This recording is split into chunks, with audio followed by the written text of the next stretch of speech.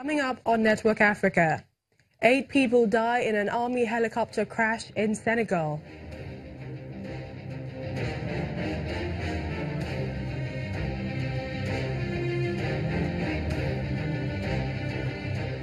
Aid workers warn of dire conditions in Libya after a migrant from Eritrea dies in Italy.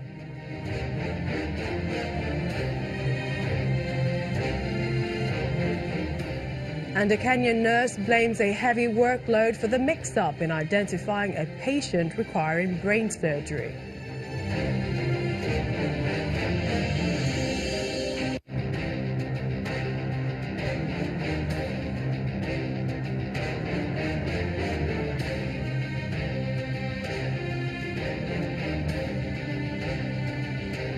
Hello and welcome to the program. I'm Millicent Walker.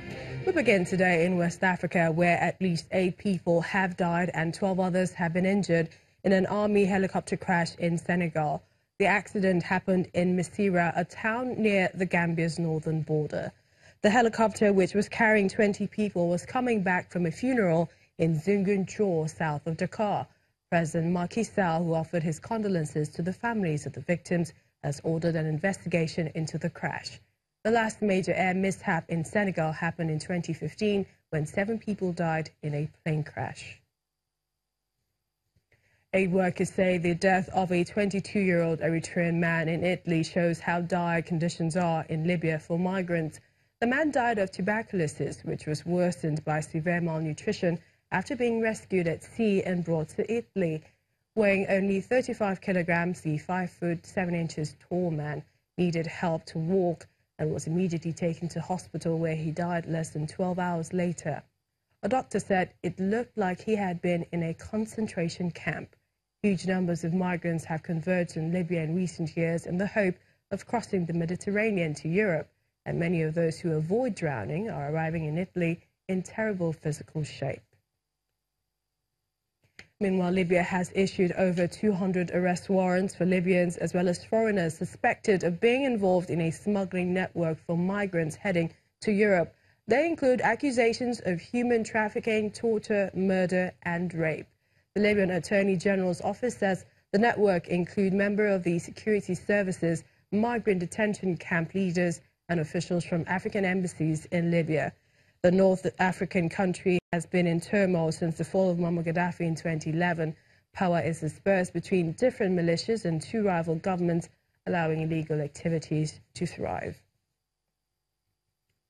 And for more perspective on this is OLATUNJI LANRE-BARUWA, a human rights activist. Welcome to the program. Thank you. Thank you for having me. Now, you know, it's such a thorny issue, especially migrant and then Libya. In recent times, we've been talking about this. Recently, aid workers talked about the Eritrean man who died, and something the doctor said, it looked like he was coming from a concentration camp. What does this say about the treatment of migrants in Libya? It's the same issue. We've been on this issue for several times for the past several months. It's the sight of that particular individual was really a very pathetic one. It was very, very saddening. But it also speaks to what we already know about the Libyan camps. The camps are not fit for human habitation. They are not fit for to even be used as a detention camp. They are lacking in every form of facility. They are overflooded with people. And it's unfortunate that the African Union still have not been able to move in, you know, with an emphatic position on those camps. We need to dismantle the camps, and let's not forget how the camps even came up in the first place, because they came with the support of the EU and the Italian government trying to stop migrants from crossing over. And it's unfortunate. I think the African Union really needs to rise up and take the lead on this. What are your thoughts with what Libya has done, issuing over 200 arrest warrants for Libyans and foreigners who are suspected to be involved, you know, in smuggling migrants heading to Europe? Do you think it will yield some positive results? I was impressed when I saw the news, and I hope they follow it to logical conclusion. It's one thing to issue arrest warrants, And it's another thing to be able to execute the warrants. And we haven't seen the entire list in itself. I know that there are foreigners among them. And it's now left for you to now analyze which of these individuals are in the militia control areas of Libya. Which ones of them are, in countries where Libya do not have authority over. If you have Nigerians on that list, for instance, have you been able to build the kind of communication, the kind of cooperation with Nigeria to be able to apprehend the individuals? So it depends. When the full list is revealed to the public, it's very impressive. And I think it will work because the Italian government also seem very interested in this. They want to end, once you crack down on the legal channels, if you dismantle the network, maybe you succeed in reducing the entire numbers of people who flood in. Now you mentioned reducing the number.